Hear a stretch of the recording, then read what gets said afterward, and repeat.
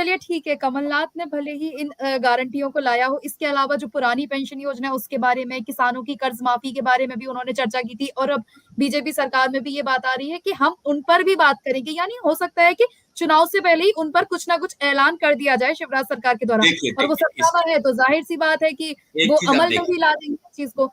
लेकिन इसका एक फायदा देखिए देखिए सीधा देखिए ओपीएस का मामला आपने बहुत अच्छा उठाया, और एक ऋण माफी, ये दो बहुत महत्वपूर्ण मुद्दे उठाए आपने। देखिए ओपीएस के मामले में कहीं ना कहीं भारतीय जनता पार्टी को नुकसान। दिव्यांगों की पेंशन भी है इसमें शामिल, जो छठवां मैं भूल रही थी, दिव्यांगों की जो पेंशन है कहीं ना कहीं हम्म, उसमें भी इजाफा करने का, ये आप तीन चीजें थी। ये महत्वपूर्ण इशू जो बता रहा हूं वो आप सुनिए, हम्म, कि एक तो old pension scheme Himachal Pradesh में, कर्नाटका में, इन दोनों में कांग्रेस को इसका फायदा मिला। हम्म, भारतीय जनता पार्टी के सामने ये सत्य है कि भारतीय जनता पार्टी इस चीज पर विचार कर रही होगी कि हम बहुत सारे रिटायर्ड कर्मचारी हैं, वो उनकी भी संख्या प्रदेश में बहुत है, एक बड़ा वोटर है उनका, वोट्स है। अगर ऐसी स्थिति में वो उसका क्यों नहीं लागू कर पा रही, उसके पीछे कहीं ना कहीं उनका स्ट्रेटेजिक कारण है, या पॉलिटिकल कारण है, या आइडियोलॉजिकल कारण है। इसको बंद 2005 में अटल बिहारी वाजपेयी की सरकार के द्वारा निर्णय लिया गया था। अटल बिहारी वाजपेयी की जो पॉलिसीज थी, प्रोग्राम्स थे, उनको अगर रोक के दूसरी चीज लागू कर दे, तो कहीं ना कहीं वो जो अटल जी की विचारधारा है, पार्टी उसके अगेंस्ट चली जाएगी, तो वो रास्ता दूसरा ढूंढेगी।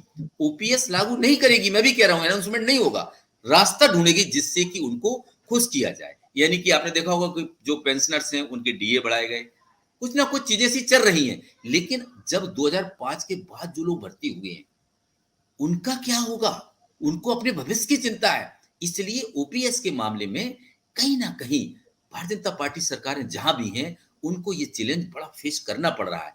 अब आपने कहा हम्म, कि किसान ऋण माफी योजना, किसान ऋण माफी योजना को भारतीय जनता पार्टी इसी नाम से नहीं लाएगी, क्योंकि ये इसका अनाउंसमेंट या इस ये घोषणा कांग्रेस की घोषणा है।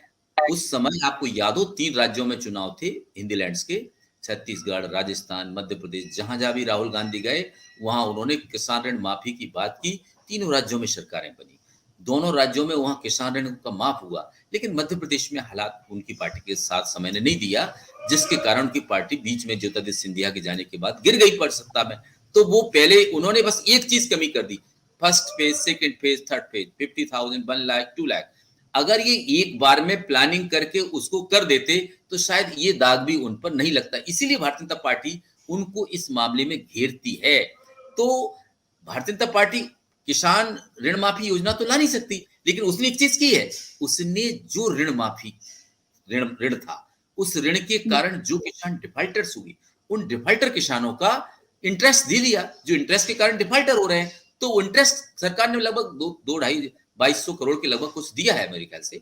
तो ये उन्होंने दूसरे रूप में किसानों को खुश करने की तरीका अपनाया। लेकिन ये राजनीति में होता है कि दूसरी पार्टी की कोई भी चीज को आदमी थोड़ा बहुत घुमा फिरा के बदल के तो ला सकता है, लेकिन एज इट इज नहीं लाया जाता है, जिससे साफ हो जाता है कि कहीं ना कहीं इन्होंने मेरी चीज को पकड़ा है। यानी कि मेरी किसान ऋण माफी अच्छी चीज थी, कांग्रेस पर क्लेम करने लगेगी कि किसान ऋण माफी उनका बहुत अच्छा स्टेप था, तभी तो उसको आगे भारतीय जनता पार्टी सरकार ने बढ़ाया है। केवल समस्या ये है, सरकार जब लाडली बहनों के लिए कई हजार करोड़ खर्च कर सकती है, किसानों को दूसरी मार्फत पैसा दे सकती है, लेकिन किसान ऋण माफी के नाम पर नहीं देगी।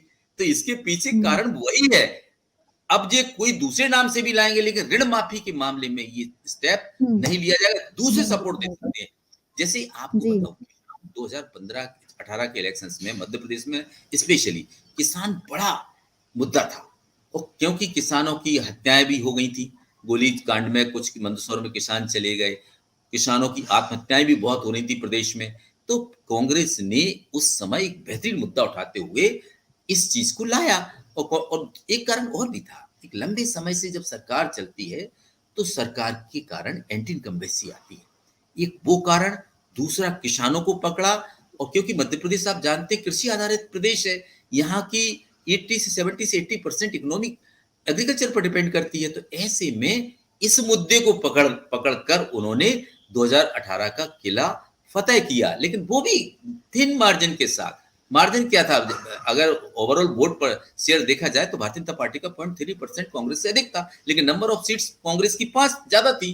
तो उसको दूसरी पार्टीज के सपोर्ट से सरकार तो बन गई, लेकिन ज्योतिरादित्य सिंधिया को वो बचा के नहीं रख पाए। उनका अगर ज्योतिरादित्य सिंधिया 2019 के इलेक्शंस में चुनाव नहीं हारते गुना कॉन्स्टिट्यूंसी से, या उनका वो बेशन कहा जाता था, अगर वहां से चुनाव नहीं हारते तो शायद मध्य प्रदेश की सरकार नहीं गिरती।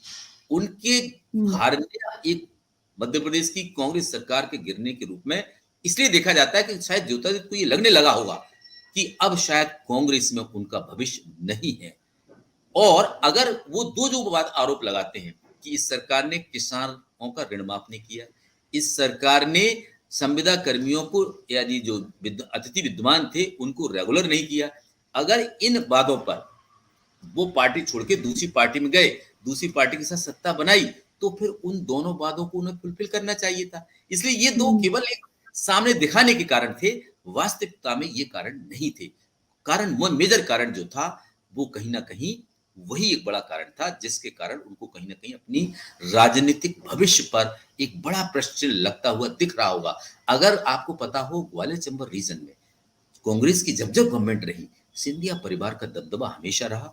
यहां से उन्हीं के लोग मंत्री बनते थे, इन जिलों में उन्हीं के हिसाब से अधिकारी आते थे। तो ये तो नहीं कहा जा सकता कि उनकी पूछ परख नहीं थी, पूछ परख बहुत थी, लेकिन ज्योतिरादित्य सिंधिया का हारना उनके व्यक्तिगत भविष्य के लिए बड़ा कारण बन गया, और जिसके कारण मध्य प्रदेश में भारतीय कांग्रेस की सरकार गिर गई। उसका फायदा भारतीय जनता पार्टी ने उठाया और आज वो सत्ता में है। लेकिन ये तय है कि आगामी जो चुनाव है वो चुनाव बेनिफिशियरी स्कीम्स पर बहुत कुछ डिपेंड करेगा। पब्लिक किस तरफ जाती है या बू करती है, वही पार्टी फायदा ले लेगी।